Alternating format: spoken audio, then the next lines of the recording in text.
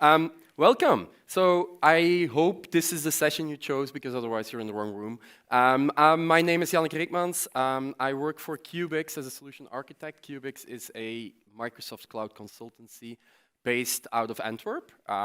We do everything except for Business Central. Funny, right? So we do Microsoft 365, we do dynamic CRM and customer service and stuff like that. We do Azure things, we do Power Platform, we don't do any ERP Business Central. Yet I'm here.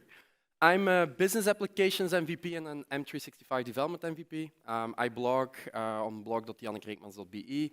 Remember the URL, it's not for the blog post because that has been sailed. That has been a while since I blogged, but you can find all my social profiles there. And I tweet regularly, so you can find my Twitter as well. On to Mats. I'm Mats. I work with K&K. We are a Business Central partner, actually, and I started my career with Business Central, and I'm especially excited to be here because the first tech conference I ever went to was actually the Auth TechDays back then. So I'm very happy to be back here. I moved to Power Platform Dynamics CRM a while back. I'm an MVP in business application, so in my daily life I do mostly Power Platform. But since K&K, most of our customers are using Business Central. So we have a lot of integrations and scenarios with Business Central. We have a few like ISV solutions on that. So I'm especially happy with Yannick together to present today a bit about how to bring that together. Similar as Yannick, I also have a blog. Similar again, it's a bit in sleep mode at the moment, but that will change. And if you find me on Twitter, LinkedIn, please feel free to reach out. We will have a Q&A in the end, but we're always happy if you connect with us, if you see us running around, or even after the event, connect with us if you have any questions back then. Let's get in contact. Yeah, we are really happy to be here and meet more of the Business Central people. So I would say, let's get right into it. Let's get to it. Yeah, and if you're taking pictures, it's also a good thing. Like you most likely are taking pictures of the slide because they're super interesting. But if you happen to take pictures of us on this big stage, we like to get them on our Twitter as well. So it's always good to have some memories afterwards. So we have an agenda and some session goals. So first of all, I don't know how many people have experience with Power Platform in this room. So let's do first of all a raise of hands. So that's more than I expected. I've been at Days of Knowledge for the last couple of months, like 3 of those events, and people show up there with no knowledge of Power Platform. So we will do some quick introduction, and then we move over into authentication and authorization because that's the bulk of it. How you connect to Dataverse, how you authenticate, how you do it properly. We show you the pro code connectivity. We introduce a little bit of Business Central connectivity because I think we have something cool to show that hopefully you have never seen before, and we will do lots and lots of demos in between. If there are questions, shout, because I can't really see you. We have this catch box. You have seen it before. I will throw it very hard at you, and you have to catch it, and then you can ask a question. Good? Good? Yeah, okay. Let's move on. Power Platform, you have probably seen something similar like this before. It consists out of 5 products, 5 types of applications that will do something in Power Platform. All of that bound together by Dataverse, which is essentially the database where all your data is stored. Looking at those, all 5 are on here. We'll quickly move through them. First of all, we've got Power Apps, which is, according to Microsoft, the world's most complete low-code platform. It's not world's best low-code platform. It's the most complete low-code platform. It covers the most things. It gives you the ability to build Canvas apps, which are mobile applications where you can control all of your look and feel yourself. Your UI is yours to control. Or the other end is you build model-driven applications, which are a bit more like Business Central. Not as nice looking, but they are very quickly to generate and build on top of your data that you have. They scale really well because it's a cloud, right? It's always the marketing talk about it. And they scale really fast as well, so you can put a lot of data in there. So that's pretty interesting in terms of low-code connectivity. We're moving on to Power Automate. Is essentially the automation platform. It's where you go to automate your business processes. And the thing is that it's way more than most likely you have seen in this conference because the Microsoft people from Business Central usually only talk about the cloud flows in Power Automate. Essentially, the resilient API-driven automation, the thing that runs, that calls the APIs and does some automations on it. But there's also robot process automation, inside Power Platform, where you can automate processes that do not have APIs. As well as, if the slide moves on, you can do business process automation. It's essentially in your model-driven app, if you have several steps to take in your business process, it will force you to follow the steps, to input the right data, to do some validations on it.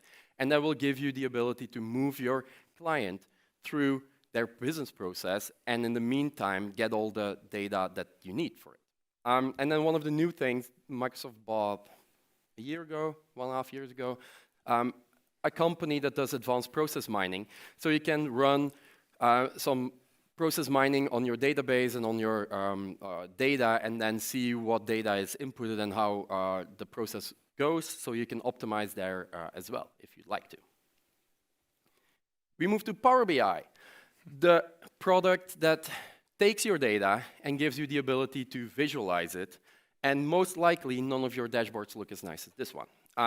Because it's not as easy to get them to look nice, but at least you get a lot of insights in your data, you can build dashboards on them, and then you can export them and embed them, as you can see, in many of the applications that are available within the Microsoft Cloud Platform, as well as outside of the Microsoft Cloud. Power Virtual Agents. With all the hype on Copilot and chatbots and generative AI, Power Virtual Agents is now a bit of a letdown. They're improving it. I don't know how I should frame it better, Mats. You're joking, you're laughing, but it's the thing where you build an intelligent virtual agent and you have to build like your topics and you can ask it questions and it gives answers back. The integration with Copilot is still coming, so it's now a bit more simple than what you're seeing from Microsoft's current demos on what AI could do for you. But at least this gives you the ability in a low-code way to build your own chatbots, because otherwise you have to move into Azure again and full-on develop, which maybe for this crowd isn't that bad, but it takes a while. And then the last product is Power Pages. And Power Pages is the tool that will bring or will allow you to build portals, public websites on top of your Dataverse data. And it allows you to either create it or have access anonymously, or put some access control on it, either for inside your company with Azure Active Directory, or for outside of your company with Azure Active Directory B2C. So it gives you the opportunity to take your data and expose it to the outside world in a controlled manner within the building blocks of a low-code website builder, essentially. Bringing all of them together, you've got them again. You've seen this slide before, most likely. Because all of the products are supported by Dataverse in the middle, of course, for all the data, as well as some other functionalities. The data connectors, they are available within Power Automate, Power Apps, and Power BI to connect to outside APIs, as well as AI Builder, which is a low-code, no-code way of doing AI generation or machine learning on it, like the pizza no pizza type of thing. You throw images at it and it figures out if it's what data is on there. It does form scanning and form completion, so if you scan documents in it, so you can get all the data out of it. Managed environments, I'll let that behind. It's for governance reasons mostly. But PowerFX is our Excel-like programming language in Power Platform. It's a weird language. It looks the same way as Excel functions look, but it's not the same as Excel functions. So you'll have to relearn it again, but most likely you're aware of that, or you're used to that, because AL is not the nicest, simplest, most documented language available either. So we have our weird document language, you have your weird document language. You fit right in the Power Platform. It's all Microsoft, right? It's all Microsoft. The same concepts come up again. Well, it would be so simple if everything would be C#, right? Well, we will get there. The reason, and you saw it on a lot of slides, the Dataverse, Yannick mentioned that, right? That's the reason also why we focused this session a lot on the Dataverse, because that's really, in my mind, kind of like the center of it all. That's the kind of like connecting the different things, and there's new stuff from Microsoft coming all the time. The Dataverse, and it's more and more in the middle of it. And I was happy in other sessions here, especially with Microsoft, when they were presenting, and there was a lot with Power Apps. They were also talking about virtual tables, for example, which we later talk about. So Microsoft is really working on getting the story across all the different products of bringing Dataverse in there. So we figured we will take the session a bit, talk about what is Dataverse, what you do with it. And I like this slide a lot because it shows Dataverse, it's not just a database, right? Even if the name kind of suggests it, but it's a lot more in there. A big thing we are talking today about will be the security part. So you see, Dataverse, in the core, it's an API. You interact with APIs. But really at the core of the API is a very secure way of handling your data, very sophisticated permissions you can set up there. We will go into that a bit later. And what you get as well on top of that, and that's again, I would say a bit similar maybe if you're used to work with Business Central, so you get the logic on top of it. So you get a lot of ways how you can handle data. For example, like triggers in Business Central, right? So if something happening with data, there should be a business process being triggered by that. We can use Power Automate, of course, for that, but Dataverse in itself also has capability to do that. So it's quite powerful to do that. Microsoft is working a lot of bringing PowerFX, the weird language, like Yannick called it, more into it. So it's getting also more low code to develop for Dataverse. Obviously, there's a lot of data in there. I want to show a bit about data, especially about the storage part, because this is something where I feel like Dataverse can offer something to you if you have Business Central already in place. Business Central is a relational database, right? So there's a SQL server somewhere, even if in the cloud you can't really reach it anymore, but it's still there. So it's for relational data mainly. The nice thing about Dataverse is that there's also a SQL database in the backend. We can't reach it as well, but they also have different kinds of storages. We will talk about that. So basically, you don't have just the relational storage, but you also have a blob storage for files. If you have images, if you have some kind of documents and want to store that with your relational database, you can do that in Dataverse.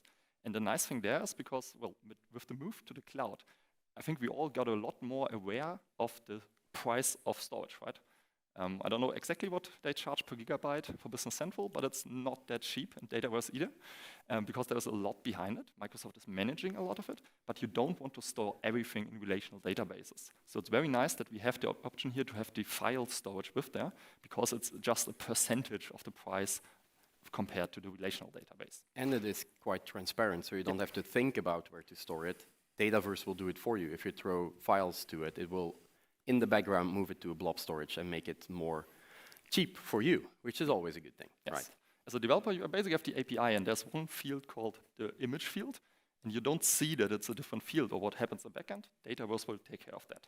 And then, obviously, the integration layer. We will talk about that a lot. We will do demos with that, how to interact with Dataverse, and Microsoft is using a lot of these capabilities as well in connecting Business Central and Dataverse. So maybe a quick thing, because that's why I said I like the idea of having like these different storages. So what is the Dataverse? You interact with an API. So everything you see here, this is not something you can control. This is fully managed by Microsoft, which I'm personally a big fan. I like the whole cloud idea. I don't want to work on some server virtual machine, install a patch or something. That's Microsoft jobs, and they're doing a good job at that. So we have these virtual machine like load balancing. They're doing a good job? Mostly doing a good job, okay. Better than I would do managing virtual machines. And basically, this is what it looks like behind. On the virtual machines, that's like the processing logic. And it kind of, as we said before, you give a record in there, and the record has a lot of normal fields, like text, integer, that kind of stuff, but also maybe an image and a file field. And then it's determined, okay, which of these storages are we going to use? Is that going to the SQL pool? Is that going to the file storage? Cosmos DB is also in here. That's used a lot for log storages and will be more and more used. Cosmos DB, a NoSQL database. And this is all brought together in here, and also with the data lake. The one data lake Microsoft is pushing a lot with Microsoft Fabric. Dataverse has, I would say, a kind of long history of integrating with the Dataverse, and it's only getting stronger. So yeah, exciting stuff you can do with Dataverse. We could probably fill 90 minutes just going into that. But as we said, today we want to focus a bit more about kind of like the do's and don'ts on with the authentication, with the security part, and also, of course, going in the integration part, because that goes hand in hand. And with that, I would say, let's do the first part. Yannick will show you a bit of the, we call it low-code connectivity. We will later on get kind of like how do you go into code. For half the group that already built something on Power Platform, this is basics. So essentially, you start with your Cloudflow. You have the Dataverse connector, but I do want to show it because there's a tiny little bit that's not super clear about this. You find the Dataverse connector. It's one of the out-of-the-box connectors that are available. I think Microsoft says that there are more than 1,000 now. And this gives you all of the actions to interact with Dataverse. Essentially, if you do this and you get list rows, you will need to make a connectivity to your Dataverse. Now, by default, Microsoft will, and then you get the list of tables, so you can list all of your accounts. And you can do multiple advanced options on it, like select specific columns, filter rows, sort by, all of that. That's in there. Those are the connectors. That's the default way that this happens. The default way that Microsoft does this is that when you get a connection, it will do this based on the logged in user. So the first time that you start the Power Automate Cloud Flow, the connection to Dataverse will be created with the user that is signed in into Power Platform, which essentially means the maker, the developer that's building the Cloud Flow, their account will be used to access Dataverse. Now, if you're building system flows and standalone automations, that might not be the best thing to do. And then you can add a new connection. That's the one thing that I wanted to show. And then you get the big blue button, which you're very tempted to click. But essentially what you would like to do is connect to the service principal. So you can use an application registration to connect to Dataverse. I'm showing it here. Mats will talk lots more about that functionality. But you need this in this connector. Just because basically this is the first don't, or we would, if you can avoid it, don't use a user for these kinds of things, because usually you will move it to a different environment. The environment might be in a completely different tenant. And that's where the application users come in, and yeah, I will make more sense. Same goes in the Power App as well. In the Canvas app, you get the ability to connect to a data source, and Dataverse is in there by default, so you can just select the tables in there, and it will get all the data for you. The difference between Power Automate and Canvas app in this sense is that with Power Automate, you get all the different actions. You get a row, by ID, list rows, all of that. When you do it in a Canvas app, you get the table. Like you get the full data set, and it's up to you to filter it, to sort it, to everything by using the weird programming language, PowerFX, which is Excel-like, to sort your table. That's just the little bit of a difference. And the last one that I wanted to show you, but I did not open up yet, is a model-driven app. So I will quickly run that one. So model-driven apps, as Yannick said before, that's very similar to the Business Central app. So you can't, like in Canvas, pixel perfect define where a control is. Basically, you say this view should have the following columns in the following order and sort by that. And then it will generate the app for you. So when I switched from Nav to Dynamics back there in Power Apps, this was actually where I felt pretty at home, because I thought, oh, I know this. If I can build kind of like in Business Central, I can build a model-driven map. Exactly. So you get the view you saw. This is a form. You can put multiple fields on there. You can modify it, but you can only drag and drop fields on it. This is what we call a model-driven app. Things like Dynamics 365 Sales is a model-driven app. Customer Service is a model-driven app. Dynamics 365 Marketing is a model-driven app. They are just provided by Microsoft. They are first-party model-driven apps. You can build your own if you want to.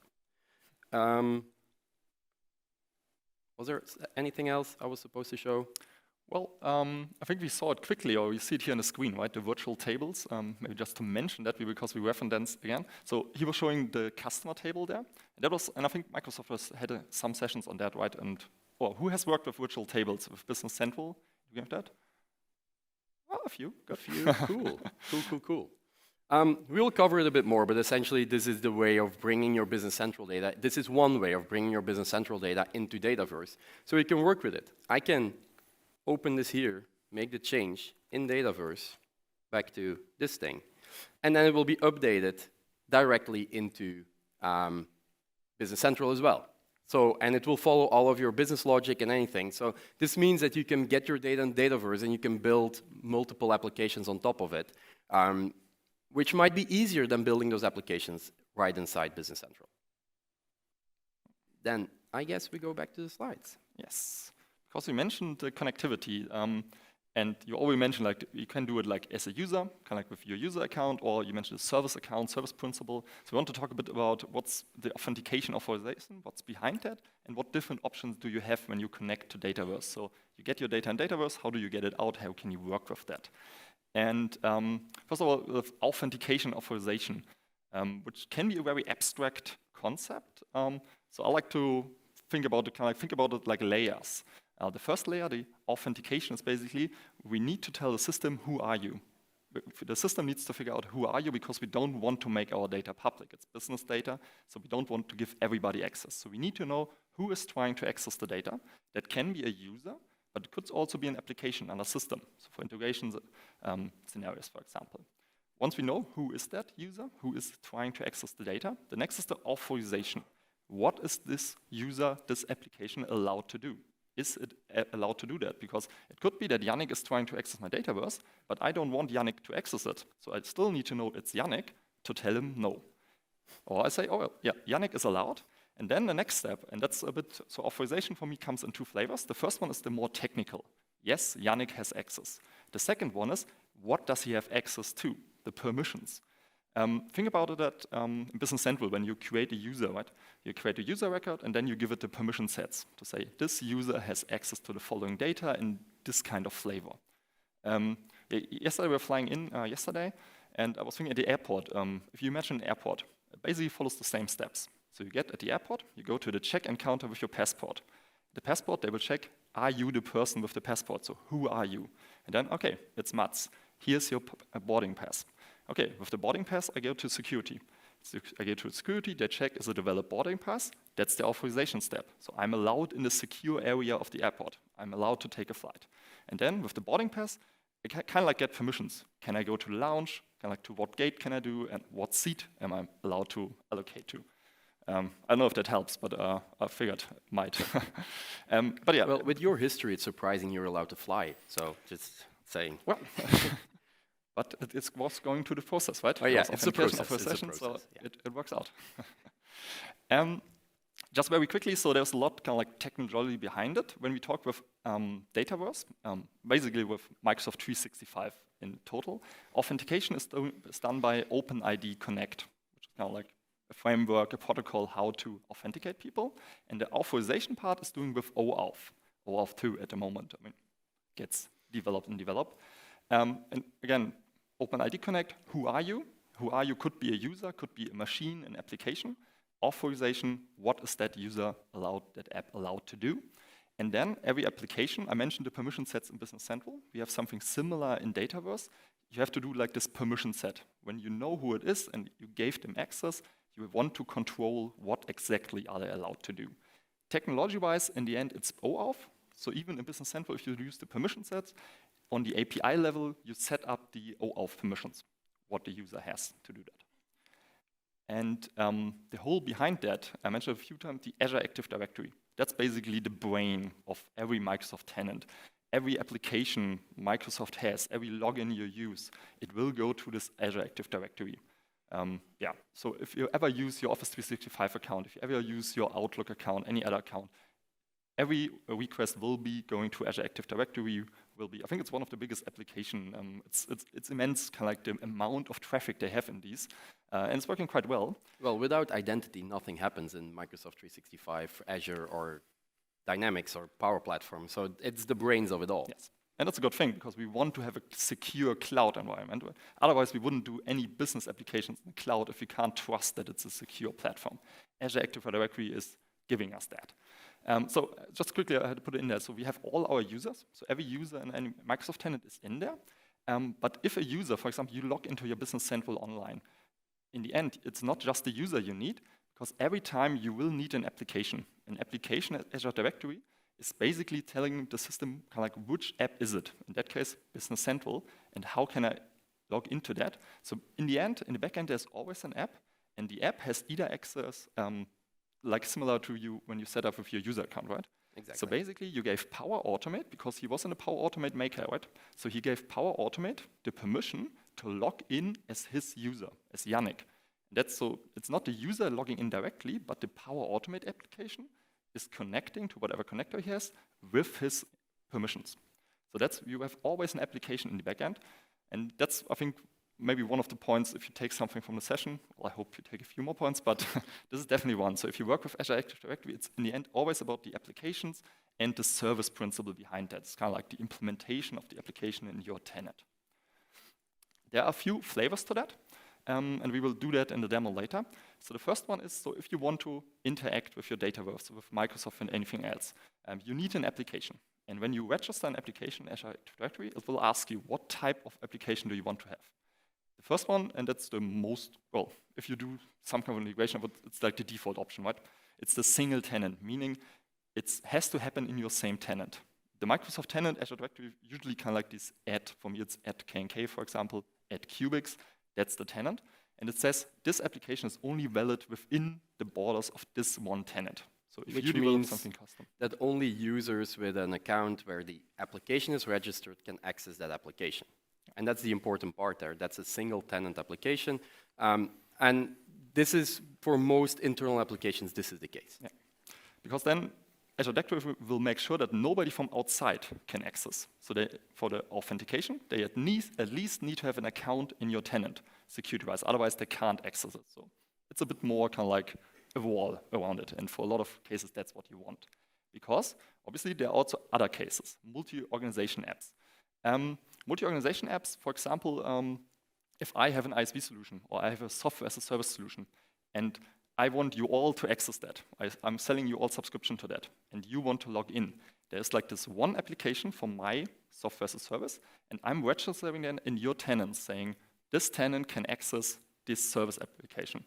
That because you don't want to create an account in my Azure Active Directory, you want to log in with your account. So basically, we need to make a connection between these tenants and saying, well, you can use that. So in the end, it's also an application. As you see maybe here in the picture, it's basically living then in two tenants and kind of like linking these two tenants. And this is also something you have to be very careful about, because you have to set up which tenants are allowed to access it or not. By default, I think it's for all tenants. It's for all. So if you make an app registration, multi-tenant, essentially as soon as anyone finds the public URL for your website, app, or anything, they can sign in with their own credentials to it. So that's the definition of a multi-tenant application. I don't know if you remember back in February, there was this big leak where you could log into a Microsoft application with your own credentials, and you could find Bing search results, and you could promote them so that they would be on top of the Bing results page, and it would show up instantly. So that's because they didn't do their multi-tenant application properly. It's the developer's responsibility in a multi-tenant application to validate the tenant IDs that are allowed to access the application. And there's another special thing here, because naming within Microsoft is super complex. If you talk about the home tenant, this is where you register your application. This is where you go to application registration in that screenshot that Matt showed. App registrations. That is the app that you register. Every app also gets a service principal. The service principal is the one that shows up in enterprise applications.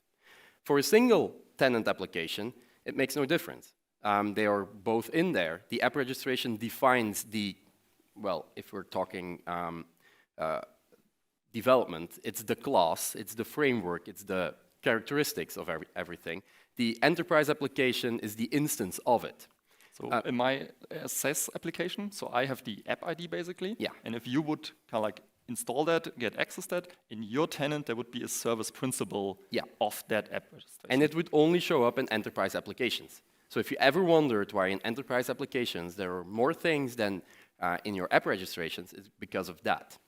So if I register it in my home tenant, and you access my SaaS application, or Matt's SaaS application, because he's a way better developer than I am, and you access it, then you will get the service principal or within enterprise applications in your Azure AD. You will not get an app registration.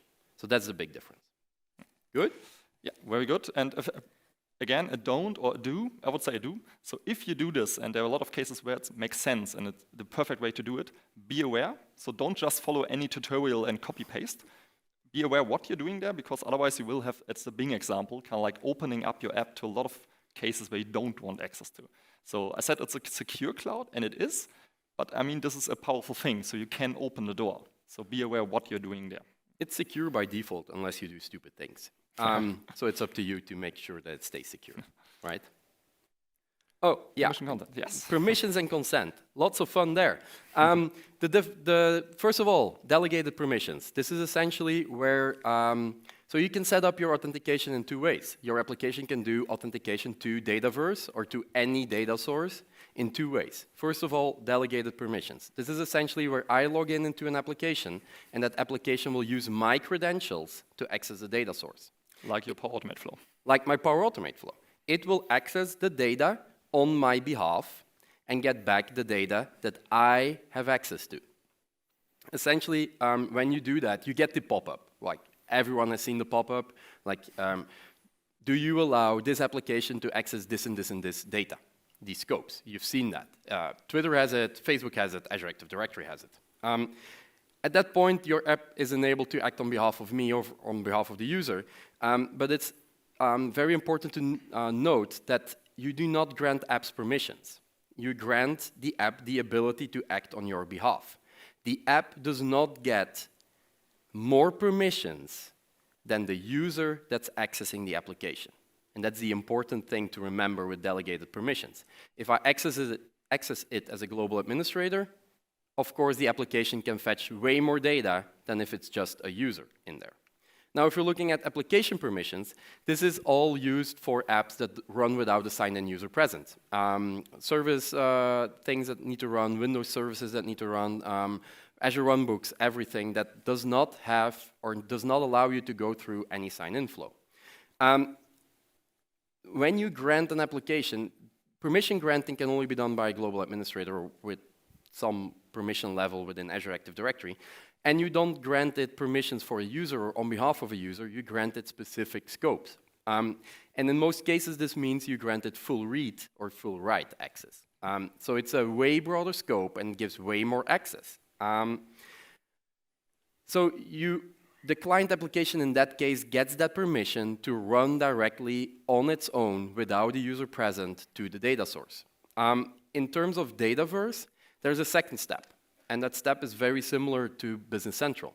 You still need to create an application user in the Dataverse environment that maps to your app registration, because you have to give it, security rules. I will show that in a minute. There's a screenshot there. Is it here? No, it's not there yet. So I will show that. So it's very similar there. For connection credentials, you essentially have two options. You could use user or service accounts. That's your user account, your named account. It shows Yannick does something. But when you access this or you use this, this also requires username and password. It's a very bad choice for automated, non-interactive applications. Because it also gets impacted, service accounts also get impacted by conditional access and MFA flows, which means, for example, in Power Automate, if you ever wondered why a Power Automate flow that was connecting and running for months without any problems has turned off and run as never run before, potentially one of your administrators has made a change to MFA, which forced the logout of every logged-in credential and the invalidation of every refresh token, which means all your Power Automate flows stop. Conditional access policies, the same thing. If you say you can only use this credential in the browser, well, that's out of luck. You can't do Power Automate flows anymore. Really, really problematic. Also, it uses licenses. So if you use a service account or a user to connect to Dataverse, that user account that connects to Dataverse needs licenses, which also means that if you need to do separation of concern, you need multiple service accounts, because not every service account for every application should potentially access the same type of data, which also means that every service account needs a license. Yeah, that's fun, and you see your bill go up. Microsoft is making enough money, so we don't need to do that. We don't. Use the other we concepts can there. optimize, right? 3.4 billion last quarter or something. It's okay. They have enough. And also, user accounts have lower API limits. So essentially, especially with high-impact applications, if you use service accounts there, it gives a bit of a there are lower limits there for accessing the Dataverse APIs. If you go to service principals or application users in the end, because they can also be managed identities, they run as a system account, essentially. You use client ID and client secret to authenticate.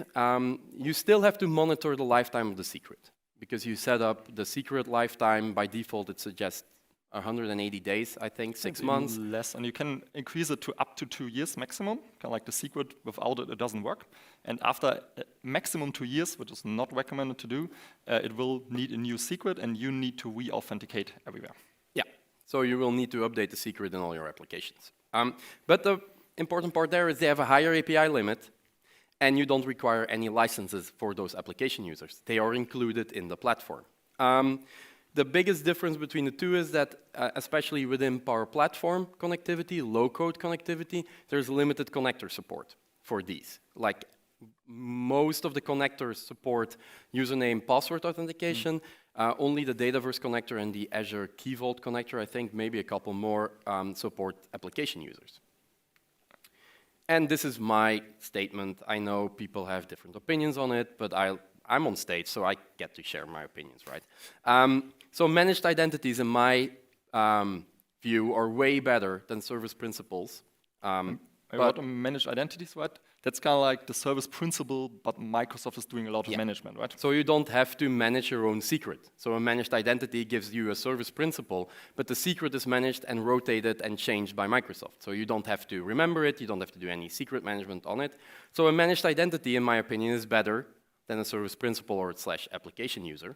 It's kind of the same thing, which is in turn better than a service account to use, which is in turn better than a user or a named account to use for any of your integrations. It's my opinion. We can have hour-long conversations about it. I did 2 days ago with people. So it is possible, but this is my recommendation. If you can connect to Dataverse, to your data sources with managed identities, this is the way to go. Then we get security roles. Everything that accesses Dataverse needs a security role. And a security role basically defines what permissions a user has within Dataverse. It's the same as your permission set within Business Central. So you see, this is the new one. The screenshot is not super great. For people that have been working with Dataverse a little bit longer, it's just updated to this new UI. Finally, the previous one was really ugly. And you remember the little circles that you had to click 4 times and then they fill up quite nicely. Yeah, super difficult to use. But we have got new ones, so security role. And every application user or user needs a security role to actually access anything within the environment. And this is your concept comparison, but since I know nothing about Business Central, I think this is better left to Mats to explain. Yeah, basically, as we said before, right? Think about security roles like the permissions. And if you look at when you register an application user in Business Central, this is what the screen looks like in the current Business Central Online. You have the name for it. You have the ID, and that's the Azure Active Directory ID you have there. And basically, this is the authentication part, right? You tell Business Central, this is an app you can trust. This is an app which should be allowed to access My Business Central, and it should be allowed to access the following data. It gets the following permissions, and only those permissions. If you don't set up the permission part, then you don't have the authorization. So even if the Business Central knows that app, it doesn't know what's allowed to do, and you won't get any data out of Business Central. And basically the same thing on the right-hand side with Dataverse, right? So that's why we took the screenshot. You also have the name there. You have the ID below that, and then you have the security roles. It's basically controlling what is allowed. And yeah, I would suggest I showed a bit how to set that up. Quick demo. ID. Thanks a lot. So here in my playground Azure Active Directory. Isn't that your production environment? No. So don't make any photos of any IDs. No, so this is in here. As I said, here we have, for example, our users, registered users in there. But we especially also have our app registrations. And this was Yannick said, right? The app registration is if I want to register a new app, like I want to do an integration. I want to have some kind of connectivity, which is not, for example, done by Power Automate. I go here for the app registration. To quickly show you the enterprise applications, because as Yannick mentioned, there is a lot more. So if I remove all the filters here, you see I have 467 applications in here. And if you look at the names, you will see there's a lot of kind of like Microsoft products already in here. And that's what I meant. There's always an app in the back end. So if some kind of data is accessed within Microsoft, there will be an application. Let's, for this one, create going back to my app registrations. Let's do for one integration, BC integration. I give it a name. This is kind of like for me to remember what is it. And here we have the types of the app registration. This is what we mentioned before. So the default is the single tenant, meaning only accounts which are in my tenant here can access that. I can also choose the multi-tenant one here. This is again, from every tenant, people could potentially access this application. I can control that. And by default, people with Microsoft, with Office accounts, you see, recently, or it's the newest, there was also that personal Microsoft accounts can access that. You could also say, I only want to have personal Microsoft accounts. For this case, let's create the single tenant. If you want to access Dataverse, you don't need to care about the redirect UIs here. So you register the application, and what you get is you get an app ID. So I have an app ID here. In the end, because it's an Azure Active Directory, everything also has an object ID. Be aware, those are different, and usually you will need the app ID. But the I love how he says usually. Is it always? It's probably always, right? It's a GUID. It should be unique, yeah. What's the same is your tenant ID. So this is the tenant ID, which is kind of like controlling if it's the single tenant, only other applications from that tenant can access it. If it's multi-tenant, also other tenants can access that here. And now you have basically two options. If you want to do the user delegated, so as Yannick said, if you want to create an application where the user has to sign in, and then the application is working on that user's behalf with that permissions, what you need to do is you need to allow this app to access the Dataverse. You do that here with API permissions. By default, it has the Microsoft Graph user read. So for the user which is logged in, it can get information for that user. For example, if you want to access Dataverse, what you need to do here, you need to add the request API permissions. And yeah, we mentioned naming is sometimes difficult with Microsoft. Dataverse back then was Dynamics CRM called. So you still find it in here as Dynamics CRM. We asked them sometime, and apparently changing this name here would break a lot of things. So they still couldn't do that. You see, if you click here, then we have here another thing, the user impersonation for the Common Data Service. Common Data Service was the name after Dynamics CRM for Dataverse. So it's one name back. It's still not the current name, but this would be Dataverse API permissions. Yeah, don't ask us why it's still there, and access Common Data Service means you can access your Dataverse And as for the a user. tiny, small 3-week window, the thing was called DataFlex, I believe. Oh, yeah, And then there was a trademark infringement. So that's why it's now Dataverse. Exactly. Okay, this would be for the user. I will show a demo later where we build some kind of integration. So I don't want the user process in here. So what I want to do is being able to register, like, it will be an Azure function in the end, something which is running on a schedule. So I don't want the user, so I don't give any API permissions. So I have set up kind of like the authentication part. Now I need to tell my Dataverse, okay, this app has the following permissions, because I'm not using the user permissions, I'm not having the delegated access. So what I will do, and this is what we saw the screenshot before, this is comparable to when you set up an application user in Business Central, or yeah, that's I think the best comparison there. So I go to my Power Platform Admin Center, and I have my CXC, that's my environment name I have here, and with users and permissions, what I have here is application users. And if I go to application users, this is basically where I tell Dataverse which application users are allowed to access my Dataverse. And you see there are already some in there. And for example, Microsoft products also use this way of accessing data. For example, Microsoft Forms Pro. This is not something I set up in this environment. It's by default already there. And there will be new stuff added by Microsoft all the time. Yeah, but and it's also not named Forms Pro anymore. It's currently Customer Voice. So also true, yeah. What I want to do, I want to get my application in there, because that's the application I want to use later on to authenticate with Dataverse. So what I will do, I will create a new app user. And the nice thing here in the UI is it basically gives me kind of like a wizard to show me, okay, what's available in your Active Directory. And here we see this BC integration I just created with the app ID, and I can select add. So now kind of saying, okay, this app. But remember, this is the authentication. Now I need to tell which permission does it have. Dataverse has a concept called business unit.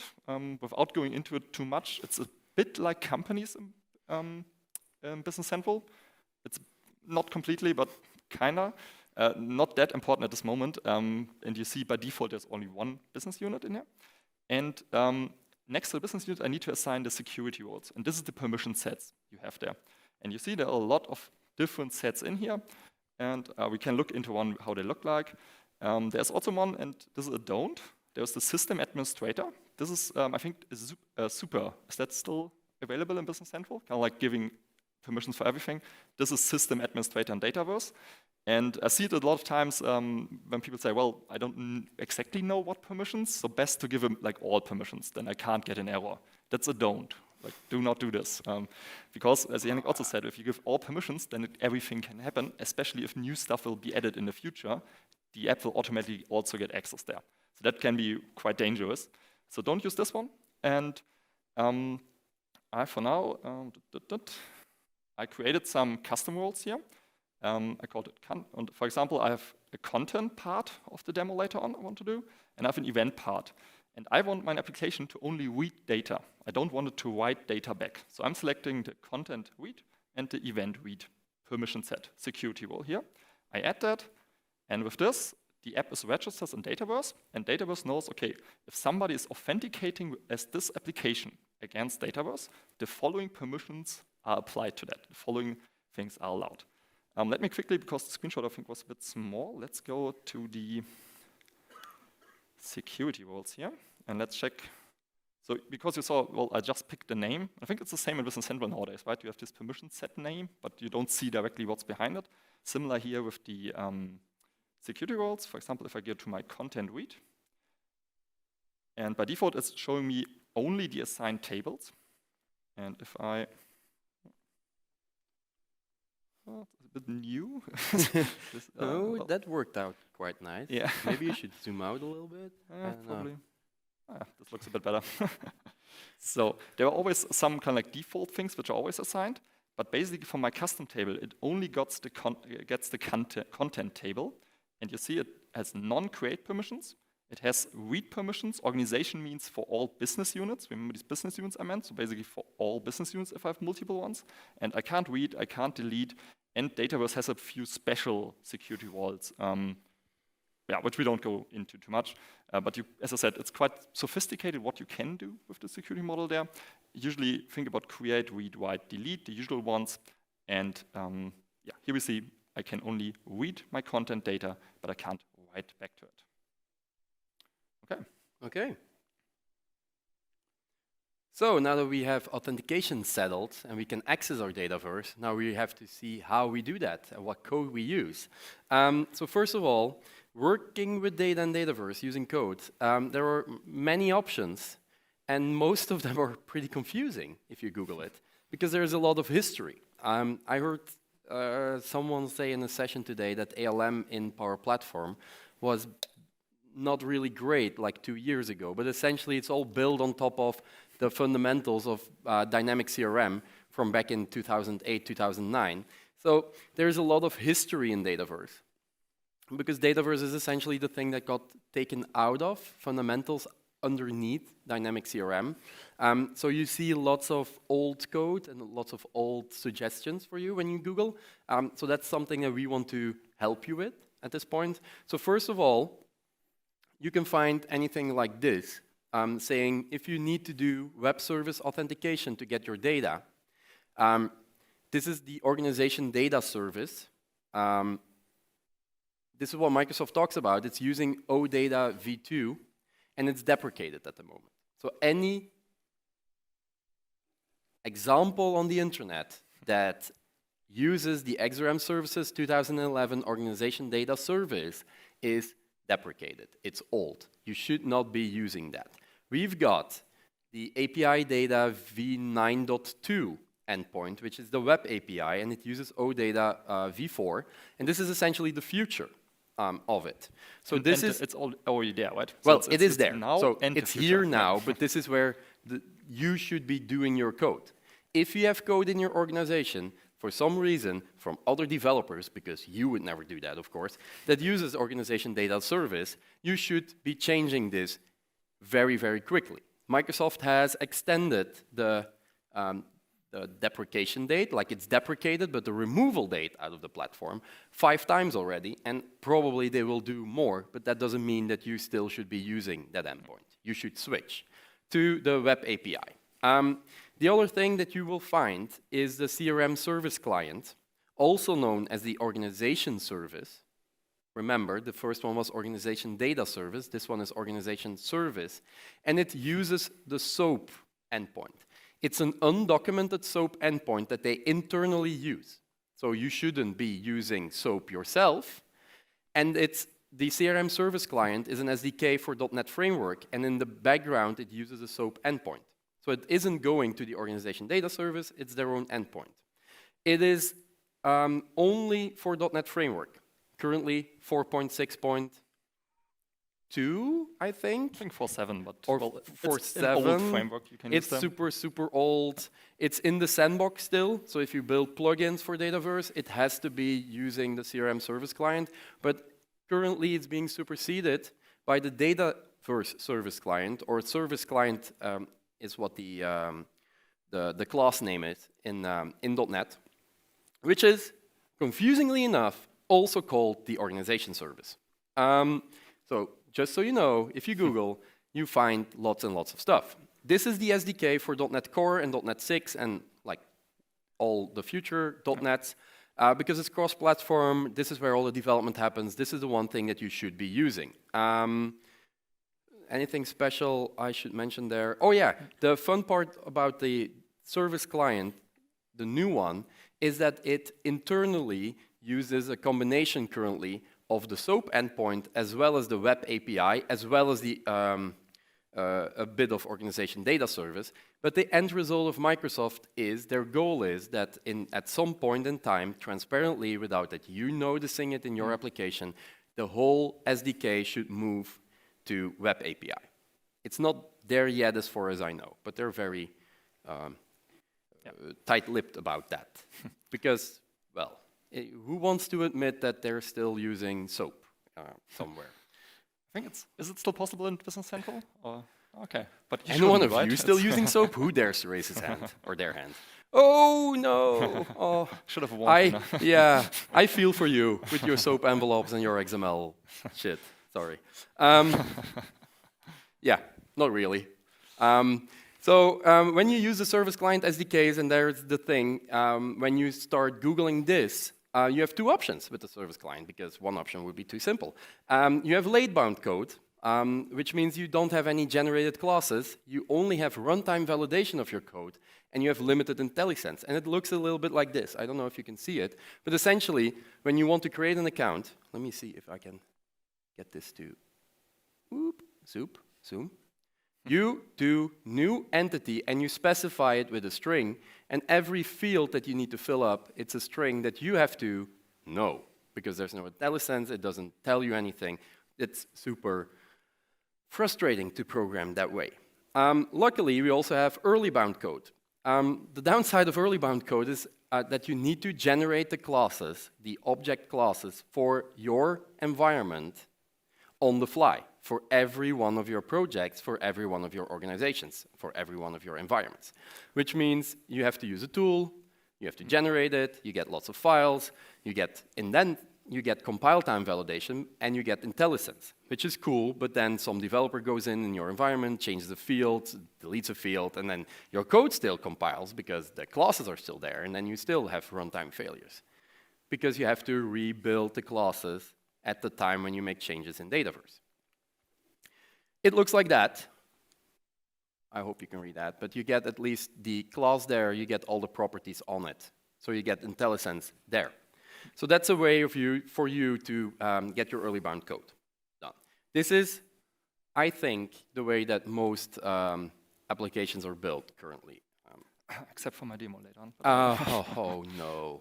To show the difference. Yeah. There's some helpful tooling there that I want to call out. First of all, for early bound to generate your classes, Microsoft has the CRM SVC util.exe that's provided somewhere on the internet. Or you could use the early bound generator in XRM Toolbox. I'll get to XRM Toolbox. I think you will demo it, right? Yeah. Or you can use the publ model builder. We get the new Power Platform CLI, which has a new model builder, new early bound generator. And in XRM Toolbox, it exists as early bound generator v2. For Dataverse queries, which is the thing that's interesting, if you want to figure out, without building your application, without doing all the queries, you could use Fetch XML Builder and the Dataverse REST Builder to quickly build up your REST queries or your Fetch XML queries, which is essentially something like a SQL query to your database. But it tells you the result set up front, so you're sure that what you're putting in your code will give that result. It's a very quick way of figuring out if your search queries or your select queries are working. And with XRM Toolbox, which is an open source, community-driven tool, it exists already for how many years? Long. 20, I guess, or something. Long. And it's plugin based, so essentially there are new add-ons in the store for XRM Toolbox basically every week. People that find something interesting to build, to automate, it's in there. If you're working with Dataverse and you're thinking, this is stupid, this is taking so much time, this is not very efficient, most likely there is a plugin in XRM Toolbox that can do this way faster for you. Yeah, I'll do Business Central. With Business Central, now we've talked a lot about Dataverse, but if you want your Business Central data there as well, or you want to connect to your Business Central data as well as connecting to Dataverse, you have a couple of options. And I assume, I hope, that the first two on the left you know better than I do. Remember, I don't work with Business Central. So there you've got the data synchronization to get your data into Dataverse tables. Because you're synchronizing all the data into Dataverse tables, the accessing of the data is not different than accessing Dataverse. You can use the same methods of accessing it. And it only requires you to have, or the user that's accessing Dataverse, to have permissions on that Dataverse table. That could mean that Mats has no access on Business Central customers table. But since you're synchronizing customers into Dataverse, if he has access on the Dataverse table of customers, he can still see all the data. Data synchronization. You have virtual tables too, which uses the API to connect to Dataverse, which essentially means that Mats, who connects to that table in Dataverse with the same methods, because virtual tables can be accessed API-wise, connectivity-wise in the same way, but if he accesses it through Dataverse, it will use delegated permissions. His credentials will be passed on into Business Central, and he has to have Business Central access, or he will not get any data out of Business Central. And the last thing is you use APIs. I know all of you know your APIs better than I do, but your user and your service principal name needs permissions on the Business Central side. You access your APIs. Now, the one thing that I hate, I don't know if you hate it, but I hate it, is the fact that there are no SDKs made available by Microsoft. If you want to access the Business Central APIs, you are building HTTP client requests step by step and manually. Now, I decided that I did not want to do that in my project. So I tried something new that I wanted to show. And it starts all with the blog post from Waldo. You know Waldo, right? Have you heard Waldo? It's a question, well. Waldo is my coworker. Essentially, we work in the same company. And he figured out that Business Central, the API of Business Central, has the metadata endpoint. It's required for an OData v4 endpoint. It's a metadata endpoint that gives you all of the methods in your API.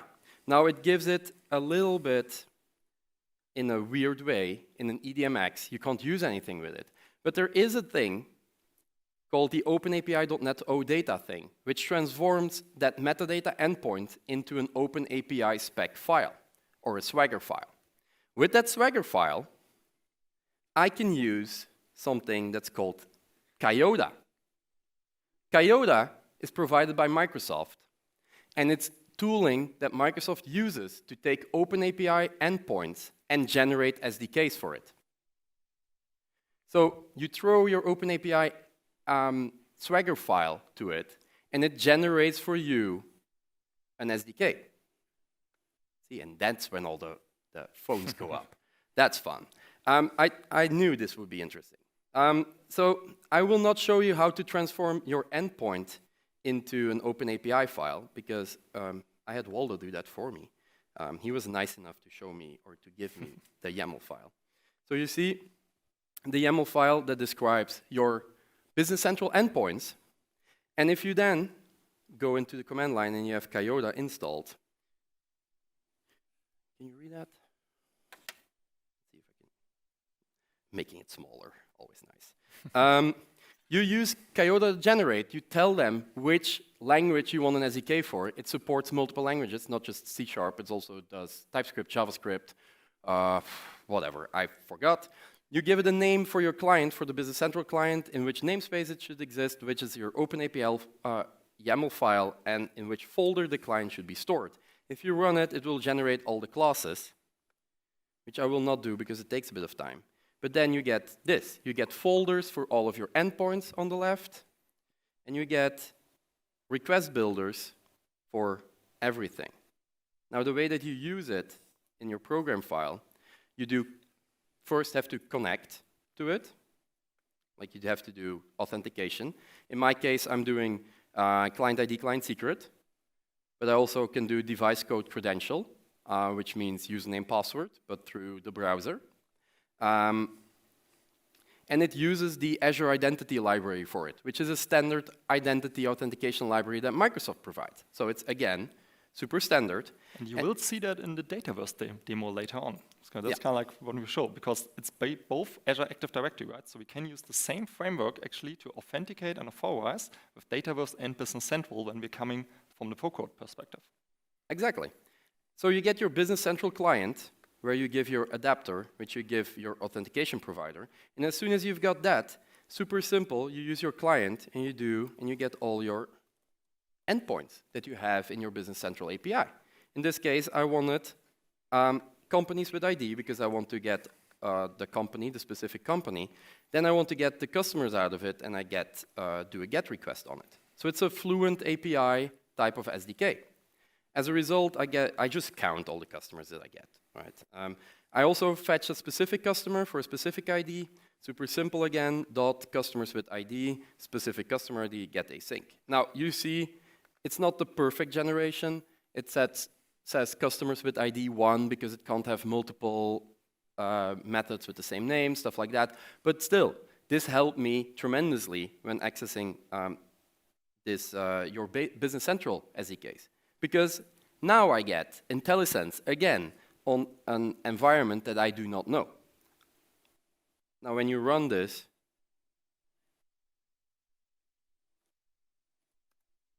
okay, when you run this, it's not super impressive.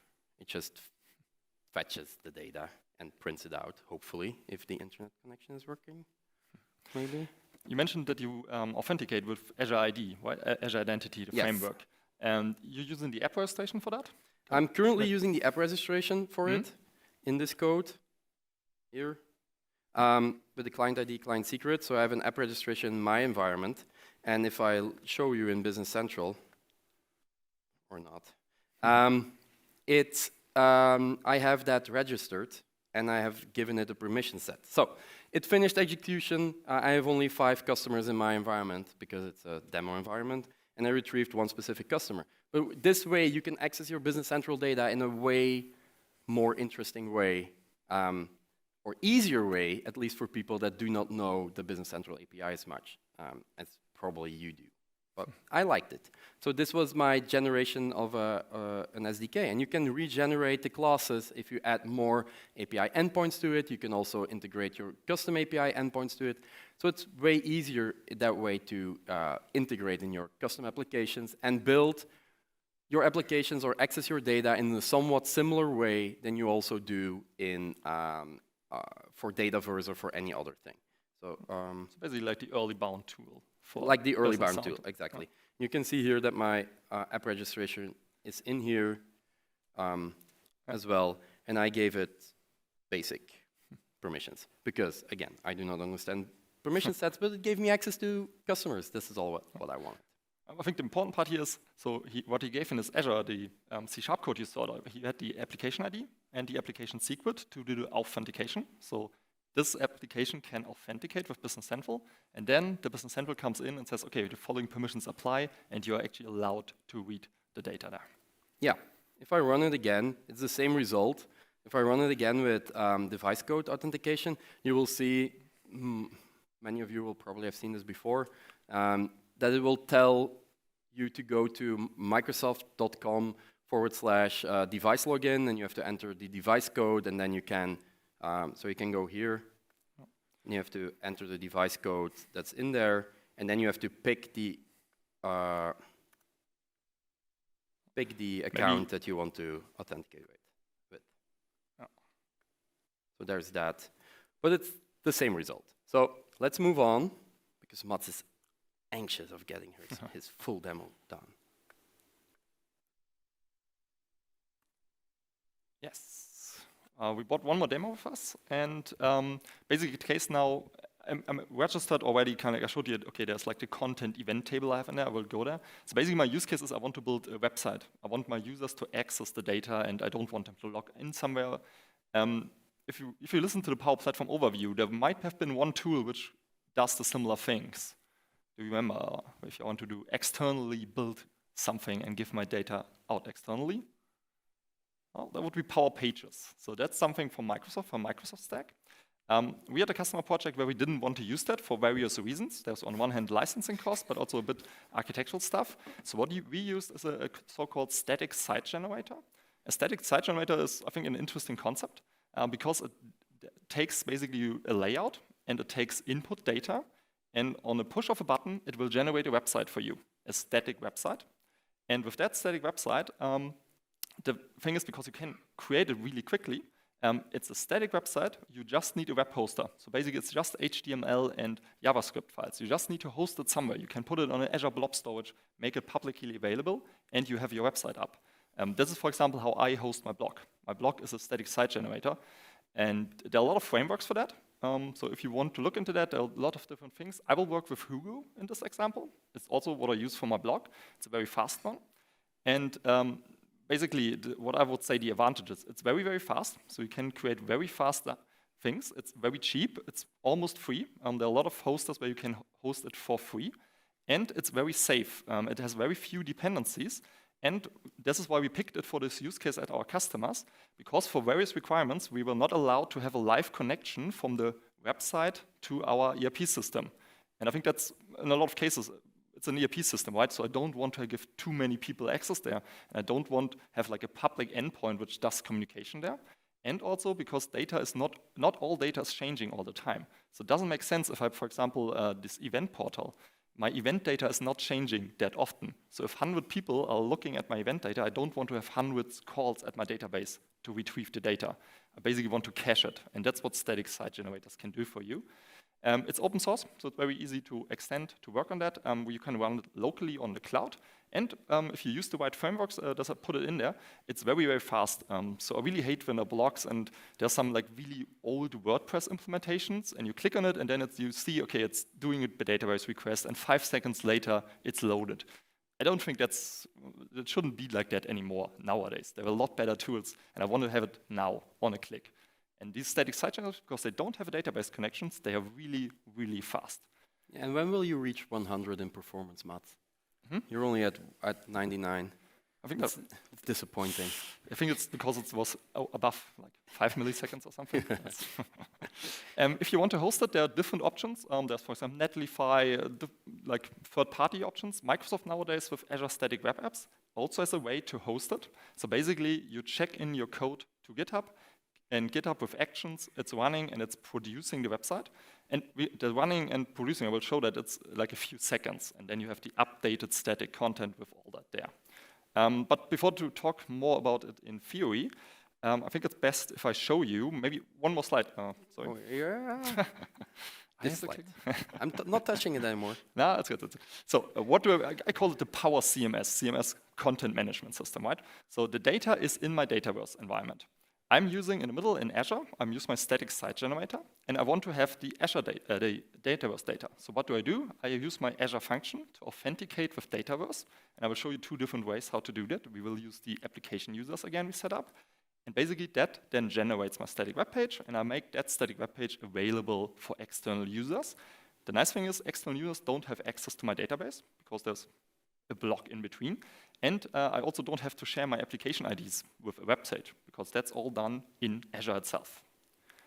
Okay, let's switch over here.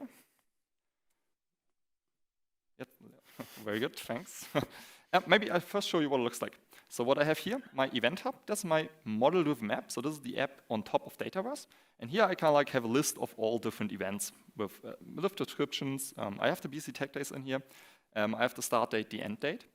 And what I create with that, what I have here is, and you see at the moment it's locally hosted, but the same works online. Basically, I want to generate a page with that. So I have here BC TechDays, the BC TechDays here.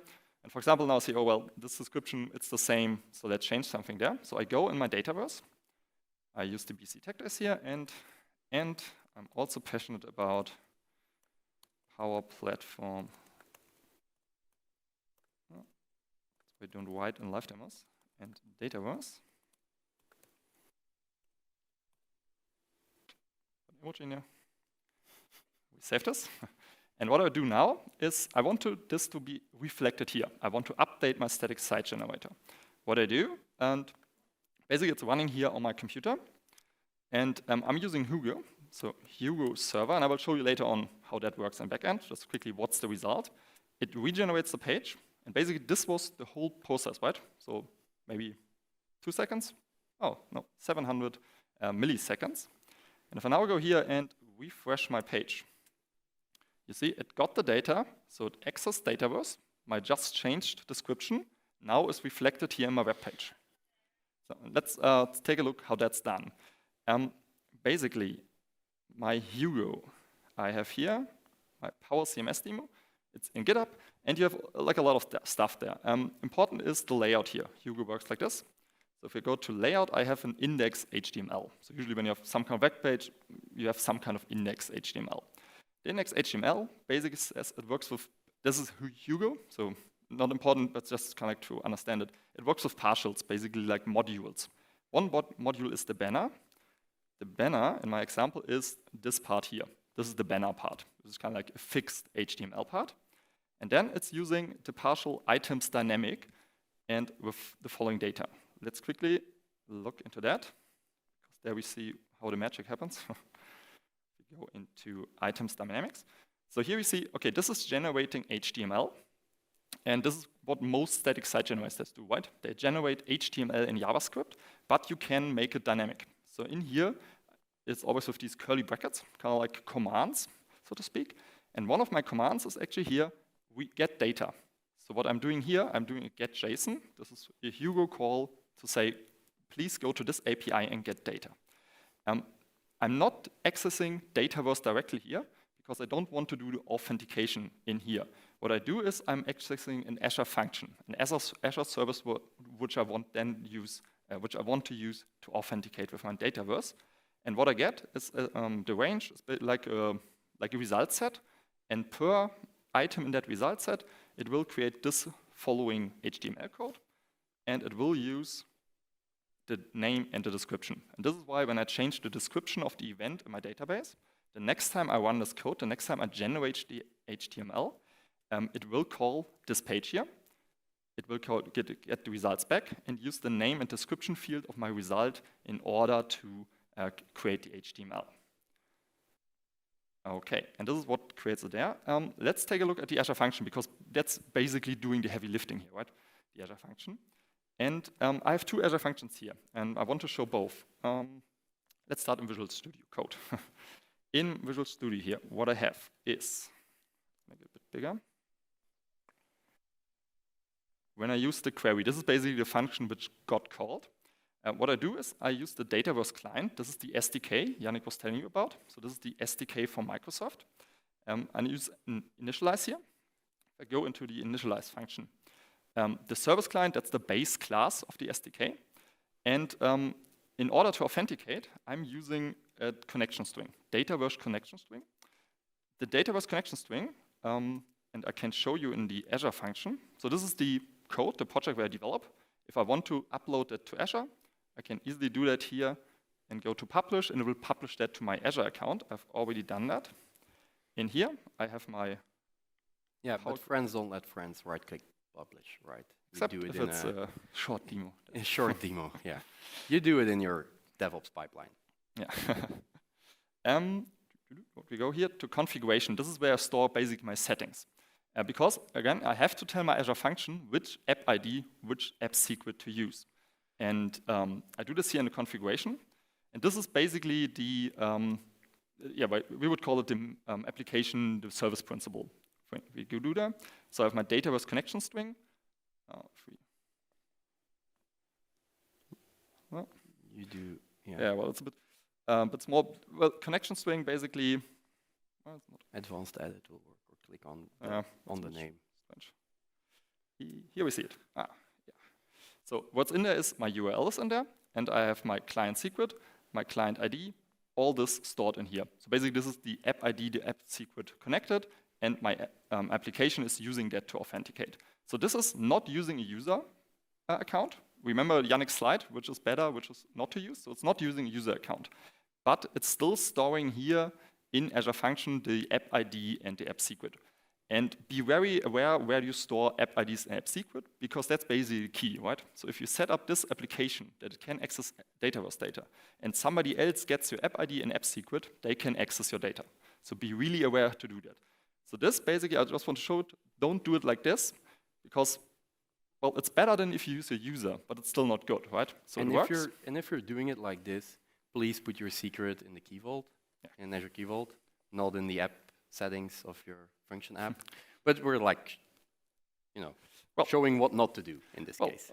To show you how it's done better, right? So what I also did here, let's go back here, right? You see here, the service client, that's the simplest constructor in C#. If you want to, I need this connection string with app ID and secret. I also have one initialize function here called initialize managed identity. And managed identity, in Yannick's slide, that's kind of like the top level, right? This is the best way to do that, and I will show you why it's the best way. Because in here, I still need to store the URL in my environment. So that's still needed. But basically, how the managed identity works. Here in the code, I don't have any app ID or secret stored. And if I look into my function, and this is the data managed here. Again, I'm going here to configuration. And in this case, I don't need to store anything here. So these are all the default ones, and I just have the URL stored here. But compared to the other case, I don't have any secret, any app ID in here. But how does now the function app is communicating with the Dataverse? And this is a nice thing about Azure Functions. So definitely, if you haven't tried Azure Functions, try them out. Really great stuff. Because they have something here, identity. And if I turn this on, what Azure will do, it's basically, it will register my function as an own app registration. So basically, this app now is known to the Azure Active Directory. Let's take a look. So I will copy the object ID here. And if we go back to my Azure Active Directory, and I go to all applications, let's search for this ID. Here we see the app is here found. So this is the same way as if I would have done it manually, but this time it's managed by Azure. So Azure is kind of like owning this app registration here. I do get an application ID, I do get an object ID, and as soon as I have an application ID, I can use this application ID. If I go back to my environment here, zoom in a bit more, I go to my application users here, and here I have already added it. Check if that's the same one. Yes, 2.8. So here I have added it the same way I did before. So same way as I added the application. And I've given it security roles. So it only has the content read, event read. This is why now my Azure function here, if it's using the managed identity, Azure knows that my Azure function is authenticating as this application. And there's no secret here, right? You see in the screen, there's no way for me to get a secret. I can't get a secret because that's managed by Microsoft. So the only thing I have to store in here is the URL, and I have to turn it on, basically giving an identity to my Azure function, and then telling my Dataverse, this Azure function is allowed to do the following things. And the additional security with that is that the code in the Azure function is the only one that can act as that identity that's associated with the Azure function. So it's a one-on-one connection. Yeah, so this is really the most secure way to access that. And if you work, and this is kind of like why I wanted to highlight when Yannick was doing his demo when he was working with the Business Central API. In C#, you're using here the Azure identity. So this is not something specific to Dataverse, but you can use the same way if you want to authenticate with the Business Central API. Because in Yannick's example, he had the client ID in there, right? Again, if we would do this production code-wise, we would not use this code, but instead use the same code as here and say, please do the managed identity authentication. Do not use or do not store an ID or a secret somewhere. Use the managed identity. So kind of to wrap it up, because I think we want to leave some time for questions, right? Do definitely is use the managed identities. And if you do that, you don't have to worry actually a lot about authentication in your app if you use with Azure Functions here, because a lot of the heavy lifting identity is done by Azure. And as we said before, identity is a complex thing. And if you do it wrong, kind of like the implications are big. So if you do it wrong, potentially you leave a lot of your data open or a lot of your data compromised. So the more you can do, let be done by Azure, I would say the better, because I don't have to worry as much about authentication and authorization if I go this way. Exactly. When preparing for this session, we found some blog posts from the Business Central community on how to do authentication, going directly to the login.microsoftonline.com endpoint and stuff like that, which gets you an access token and a refresh token. But in that sense, you're responsible yourself to store the access token, to store the refresh token, to use it at the right time. Whereas the SDKs, the identity SDKs, either Microsoft Authentication Library or the Azure.identity library, which gives you a bit more options, but is built on top of the Microsoft Authentication Library, manage all of this for you. So you don't have to do any of that work. Okay? Yes. Which brings us to the do-the-dos. Essentially, this is wrapping up our session. These are the things that we feel that you should take away here. Basically, when you do delegated authentication, or you should do delegated authentication for users, if you need a user to land directly on the data so they can only fetch the data that they have access to, it's supposed to be delegated authentication. If you need app-only authentication, managed identities are better than service principals, which are better than service accounts, which are better than named users, which didn't even make this slide. Yeah, with the scope privileges or least privileges, this is with the permissions, right? Only assign the permissions which are actually needed to do the job. And if also architectural-wise, think about, do you actually need a live connection, or can you be like similar to the static site generator, right? Because it's what's done server-side, there's no connection, and it only has read permissions. So the risk of my web page being kind of like an entry door for malicious actors is zero, because they can't access it. So this is with the least privileges. The one, of course, on permission side, but also think architectural-wise, if you can set it up in a way to make it secure to access the data and what access you actually want to give. Exactly. And if you want to access your Dataverse data through the API, use the web API for OData access. If you want to do it directly, for example, in JavaScript code or stuff like that, use the web API to go there. If you need it with .NET Core, please use the new service client with early bound code.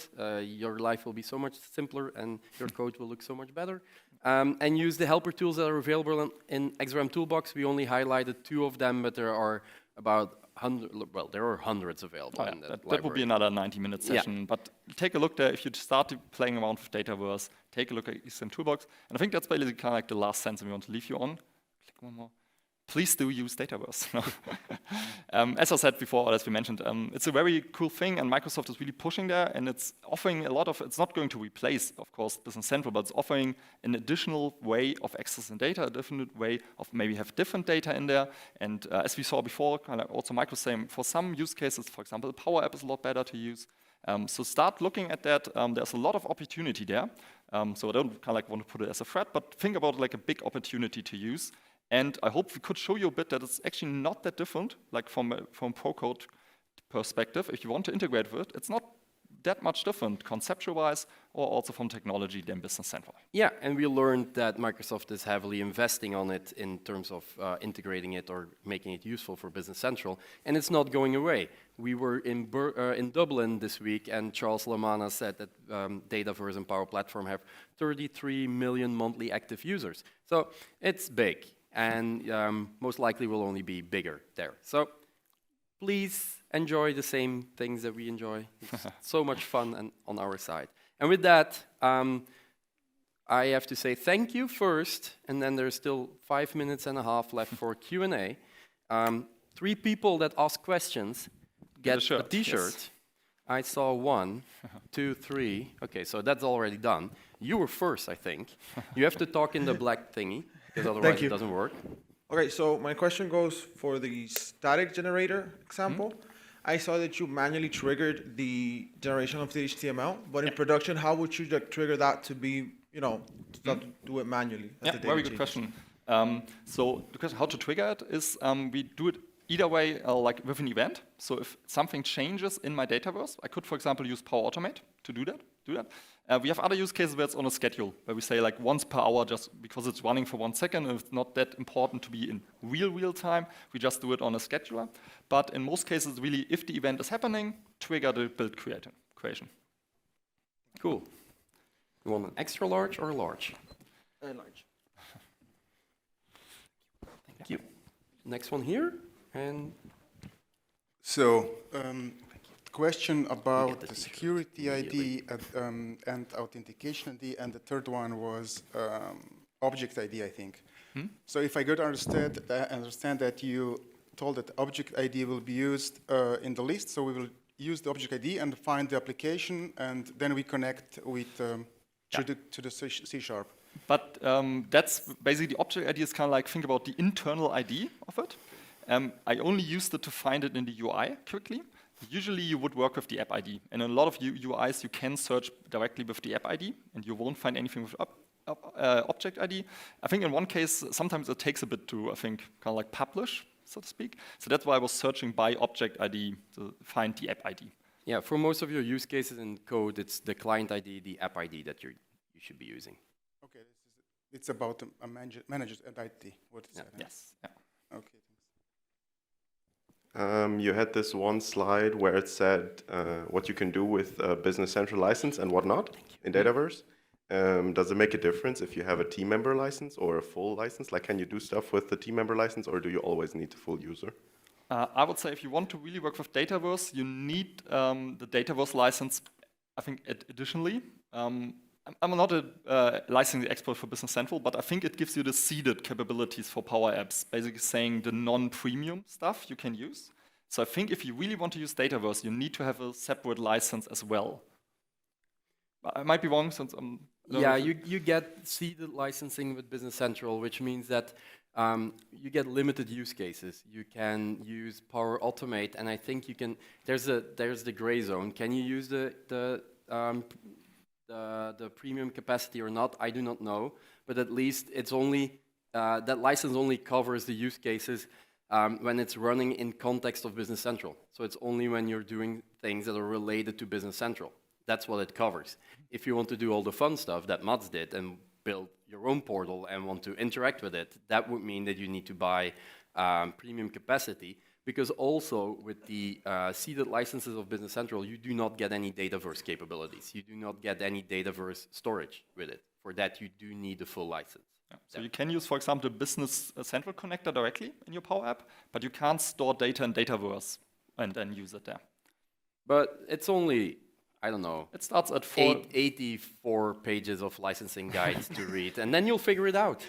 And the thing what I was really surprised about when I started this, coming from Business Central as well, the per user license is a lot cheaper if you want to have Power Apps with Dataverse in there. It starts at €4 per month per user, and there are different tiers to that, but it's not compared to a Business Central license, it's not a bigger license, it's a small license. And talk to your Microsoft account representative. They might have something. Thank you. Any more questions? Any more people I have to throw this thing to? Because I'm ready for it. No? Okay, so I guess that's the end. Thank you very much for attending. It was fun for us, so I hope it was fun for you too.